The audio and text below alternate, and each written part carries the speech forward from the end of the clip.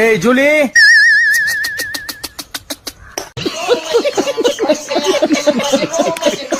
Julie வா வா சாப்பிடு. ஒழுங்கா சாப்பிட்டு வீட்டுல இருக்க மாட்டியா?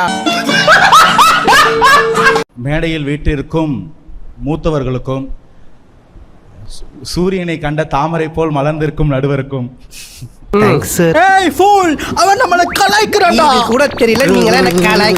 ஊடகவியலாளர்களை தாக்குறதையோ தமிழக வெற்றி கழகம் ஒருபொழுதும் ஏத்துக்காது. அது போல நடக்கக்கூடிய ஈவெண்ட் எல்லாத்துக்கும் தமிழக வெற்றி கழகம் சார்பா மிக வன்மையான கண்டனங்கள் முதல்ல தெரிவித்துக் கொள்கிறேன். ரொம்ப நன்றி. அதே மாதிரி அந்த டிபேட்ஸ்க்குலாம் தாவேக்கால இருந்து போக சொல்லுங்க. நியாயமான கருத்து என்னன்னு தெரியும். தாவேக்கா வரும். 15 நாள் எந்த காரணமும் இல்லாம வராம இருக்காங்க. நீங்க நியாயமா நடத்துறீங்க நம்பி தான் வந்திருக்கோம். அந்த டிபேட்ஸ்க்கு சொன்னேன். இல்ல நியாயமா, ஏன்னா அந்த பேனர்ல எம்டியாவே இருந்தது. ஆரம்பிக்கும் போது விவாதம் வேணாம், என்ன நடக்குது நீங்களே பாருங்க. ஏஞ்சி அப்படி போக சொல்லுங்க. இல்ல நான் கூட அங்க போய் நிக்கிறேன் மேடம். சத்தியமே உட்கார எனக்கு பிடிக்கல. கொஞ்சம் ஏந்திரிக்க சொல்லுங்க. இல்ல நான் ஏஞ்சி கூட அங்க போய் நிக்கிறேன். இன்னைக்கு இந்த டிபேட்ல முதல்ல அண்ணன் கேட்ட சில கேள்விக்கு பதில் சொல்லிடலாம். கம்யூனிஸ்ட் தோழர்கள் என்னைக்கு நியாயத்து பக்கம் நிப்போம், அப்ப எப்படின்னு திமுக பக்கம் நிக்கிறீங்க? சொல்ல முடியாதியா? சொல்ல முடியாதா? தூய்மை பணியாளர்கள் போராட்டம் பண்ணும்போது நைட்டு போய் போலீஸை விட்டு அடிச்சு துரத்துறாங்க. அப்ப படம் பார்த்துக்கிட்டு இருக்காரு முதல்வர். அன்னைக்கு பேச முடியல. ஏன்? அது வந்து போர் வரும்போது முதல்வர் சொல்றாரு, என் பெயர் ஸ்டாலின், நானும் ஒரு கம்யூனிஸ்ட் அப்படின்னு. குச்சமே இல்ல. அந்த போராட்டத்துக்கு பதில் சொல்ல இன்னைக்கு வரைக்கும் எந்த போராட்டத்தையும் முதல்வர் பார்க்கவும் இல்ல, பதில் சொல்லவும் இல்ல. ஆனா கம்யூனிஸ்ட் தோழர்கள் அங்கேயே இருக்கிறதுக்கு சூஸ் பண்றீங்க. இதுக்கெல்லாம் யார் காரணம் தெரியுமா? காசு, பணம், கட்டு, மணி. எலெக்ஷன்ல எல்லாருக்கும் இளைஞர்கள் மேல அக்கறை வந்துருச்சு. முதல்வர் என்னடானா இளைஞர்கள் கூட வைப் பண்றாரு, ஸ்கூல் பசங்களை கூப்பிட்டு வந்து ரீல்ஸ் போடுறாரு. என்ன திடீர்னு இளைஞர்கள் மேல கரிசனம் அப்படின்னா என்ன திடீர்னு பாசம்? அது ஆரம்பத்துல இருந்து இருக்கு. நான் தான் அதை எஸ்டாப்லிஷ் பண்றது இல்ல. என்ன திடீர்னு இளைஞர்கள் மேல கரிசனம் அப்படின்னா மொத்த இளைஞர்களும் ஒரு சைடா சாஞ்சிட்டாங்க போல இருக்கு. அத வேற ஞாபகப்படுத்திட்டீங்க. நெஞ்சமெல்லாம் பொண்ணா இருக்கு தம்பி, மறக்க முடியல. இளைஞர்களை பத்தி பேசணும்னு வரும்போதே இளைஞர்கள் முதலில் அரசியல் மயப்படுத்தப்பட்டு இருக்கிறார்களான்னு ஒரு கேள்வி இருக்கு. இன்னைக்கு சொல்றீங்க இல்லையா, ஆஹா அனில் 65 போட்டுருவாரு அண்ணன், புடுங்கிருப்பாரு. அப்படியே அப்படியே ஒரே புடுங்க புடுங்கி இங்க நட்டுருப்பாரு. வாய் என்ன வாயை வச்சுக்கிட்டு இது பேசுது. பார்க்க வந்த ஒருத்தர் இறந்திருக்காரு.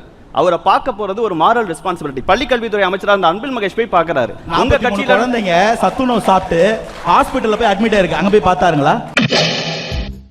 மாட்னாடா மானஸ்த. நாங்குநேரியில 9 பேர் கஞ்சா குடிச்சிட்டு டீ கடையில சும்மா உட்கார்ந்து இருக்கிற 30 பேர் அடிக்கிறான். முதல்வர் பேசிட்டாரா? பதில் சொல்லிட்டாரா? நான் என்னன்னா போற போக்குல ஒரு நிமிஷம் ஐயா, போற போக்குல 2 பேர் அடிச்சு சாவடிச்சுட்டு போயிட்டான். ஒரு பொம்பளை புள்ள காவல்துறை ஃபெயிலியரால இறந்திருக்குது. வேற என்ன சொல்லுவீங்க? விளாத்துக்குளத்துல நடந்த கொடுமையை இல்ல ஒவ்வொரு அந்த காவல்துறை முதல்வர் பேசிட்டாரா?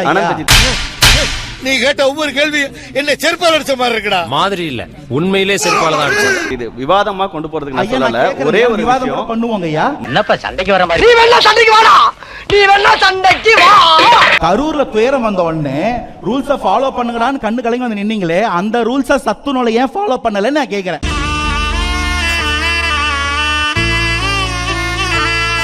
மக்கள் புரிஞ்சுக்கணும். நீங்க இளைஞர்கள் உங்க பக்கம்ங்கிறதுக்கு இதுக்கு முதல்வரும் துணை முதல்வரும் கள்ளக்குறிச்சிக்கு போல, விளாத்திக்குளத்துக்கு போல, நாங்குநேரிக்கு போல, கோவைக்கு போல, குழந்தைங்க பாதிக்கப்படுற எந்த இடத்துக்கும் போல. போதும் லிஸ்ட் பெருசா போய்கிட்டு இருக்கு. திமுக நிர்வாகி 2.5 வயசு குழந்தைய பாலியல் துன்புறுத்தல் பண்ணி அது சீசர் வந்து செத்து போச்சு. பதில் இல்ல. எப்பா சரியான விஷக்கிருமியா இருக்கான். உன்னைய பத்தி நான் கூட என்னென்னமோ ரசிக்கிறேன். நீ உடம்பு சீப்பால இருந்திருக்க. போடா மூஞ்சி லட்சக்கா துப்பிடுவேன். திமுக காரம் பண்ற அட்ராசிட்டிஸ்க்கு ஒரு வீடியோவே வருது. 5 ஆண்டுல 40,000 போக்சோ வழக்குகள் பதியப்பட்டிருக்கு. நம்ம குழந்தைங்க அந்த லட்சத்துல பாதுகாப்புல இருக்கு. இதுக்கு ஒரு அறிக்கை கிடையாது. எனக்கு ஒரு மாதிரி கேவலமான மாதிரி இருக்குடா. ஐயோ மச்சான், நீ கேவலமானடா, ஒரு மாதிரி கன்றாவியானவன்டா. 2 வயசு குழந்தைக்கும் பாதுகாப்பு இல்ல, 70 வயசு பாட்டிக்கும் பாதுகாப்பு. என்ன நாடு இது? எங்க கொண்டு வந்து நிப்பாட்டி இருக்கீங்க தமிழ்நாட்டை? இப்படி எல்லாத்தையும் கெடுத்து மாணவர்கள் இளைஞர்களுடைய தலையெழுத்தை நாசமாக்கி சூனியம் பண்ணி வச்சுட்டு 2.0 கேக்குறாருங்க.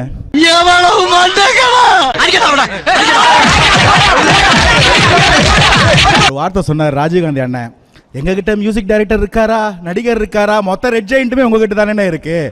மொத்த சினிமாவுமே அங்கதான் இருக்கு.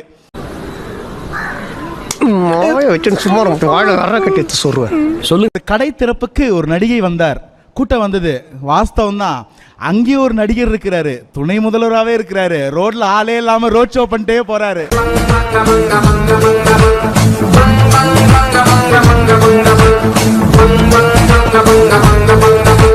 யாருமே இல்லாத கடையில யாருக்குடா தியாத்திர? உன் கடமை உணர்ச்சிக்கு ஒரு அளவே இல்லையாடா? போகும்போது கார்த்திகேயன் அவன் சொன்னாங்க, பயந்துட்டாரா? சிபிஐ ஆபீஸ்ல இருந்து சன்ரூஃப் ஓபன் பண்ணி அங்க இருக்கிற மக்களுக்கு கை காட்டிட்டே வராரு. அவரை பார்த்தா உங்களுக்கு பயந்தவர் மாதிரி தெரியுதா?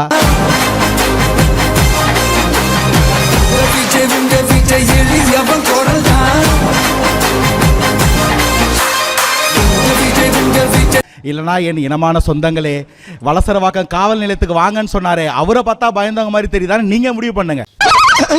வெக்கமா இல்ல? சீமான் அண்ணனுக்கு ஒரு பழக்கம் இருக்கு. எப்பப்பெல்லாம் யார் யாரெல்லாம் திமுகவை எதிர்த்து பேசுறாங்களோ அவங்களை எல்லாம் போட்டு அடிக்கிறதுக்குன்னே ஒரு ஆர்மி வச்சிருக்காரு. அதுதான் நாம் தமிழர். கண்டுட்டாளையா, சூச்சமத்தை கண்டுட்டாளே. அன்னைக்கு திமுகவை எதிர்க்கிறதுக்கு கேப்டன் நிற்கும் போது கேப்டனை என்னென்ன வார்த்தைகள் திமுகவும் நாம் தமிழரும் இந்த ஊடகங்களும் பேசியிருக்கோம். நேத்து முந்தானது ஒருத்தன் கட்சியை ஆரம்பிச்சுட்டு என் நேரம் ஃபுல்லா தண்ணியை போட்டு உள்ள இந்த பீஸ் உட்கார்ந்து இருக்கு. எது இந்த லூஸ் சுத்தனமா முதலமைச்சர் ஆகும் சொல்லி பாருங்க பீஸ். அவருக்கு பேர் வச்சிருக்காங்க, சொல்லக்கூடாது. கேப்டனா? கேப்டன் எது கேப்டன்? எதுக்கா கேப்டன்? என்ன தண்ணியை போட்டுக்கிட்டு போறது கேப்டனா? தண்ணியில மிதக்கிற கப்பலை ஓட்டவனுக்கு பேர் தான்டா கேப்டன். எந்நேரமும் தண்ணியில மிதக்கிறவனுக்கு பேர் கேப்டன் கிடையாது. விஜயகாந்த் ஐயாவை எப்படி டீமீன் பண்ணமோ டிஃபேம் பண்ணமோ அப்படியே விஜய் சாரை பண்ணிடலாம்னு அட்டம் பண்ணீங்க. ஆனா மொத்த பேரும் விர்ச்சுவல் வாரியர்ஸா இந்த பக்கம் நின்னு பதில் கொடுத்துக்கிட்டு இருக்கான்.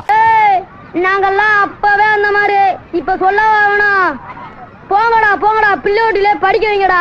போராட்டம் நடக்கிறது திமுக எதிரா, போய் தீர்த்து வைக்க வேண்டியது தாவேக்கா. கேட்டுக்கங்க இந்த அனாலஜிய.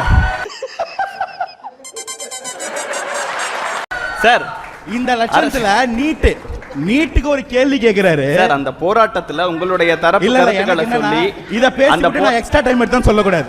ஐயோ, எந்த ட்ரெண்ட்ல பேசினாலும் எந்த ரூட்ல போனாலும் விடவே மாட்டேங்கிறானே. நான் என்ன வந்து நீட்டை பத்தி ஒரு வார்த்தை சொன்னாங்க.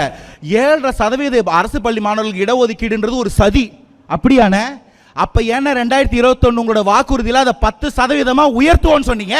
எனக்கு நானே வச்சுக்கிட்ட சூன்யம்.